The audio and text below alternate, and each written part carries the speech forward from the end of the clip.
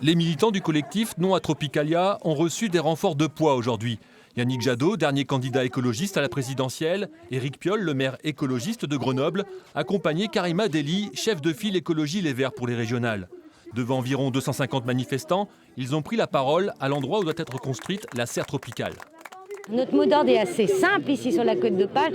Nous voulons vivre au grand air et pas le pire sous serre. Parce que demain, justement, c'est la destruction de la nature. Mais la nature, c'est notre bien commun, il faut le protéger, c'est maintenant.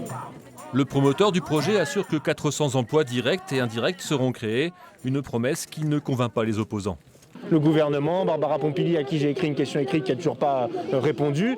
Alors on nous fait des beaux discours à la télé sur la planète, le changement climatique, les rapports du GIEC, etc. Et quand on a un cas concret, là on fait semblant de ne pas voir. Pire, on a Xavier Bertrand qui lui est tout à fait génial au nom de l'emploi, met de l'argent public là-dedans, alors que l'argent public on en a besoin dans d'autres secteurs plus porteurs et plus en raccord avec des projets d'avenir. Tropicalia doit être la plus grande serre du monde qui permettra à 500 000 visiteurs par an de découvrir le monde tropical.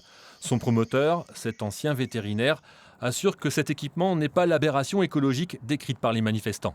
On instrumentalise Tropicalia sans se poser les vraies questions aujourd'hui. Tropicalia coche énormément de bonnes cases, la case environnementale, la case pédagogie, la case économique, tourisme, etc., etc.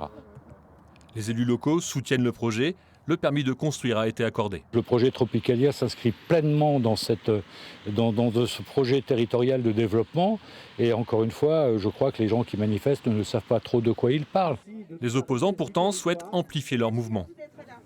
Cette serre est une vieille manière de penser. Donc c'est bien que les politiques viennent porter ça à l'échelle nationale. Un recours au tribunal administratif de Lille a été déposé et d'autres actions seront organisées.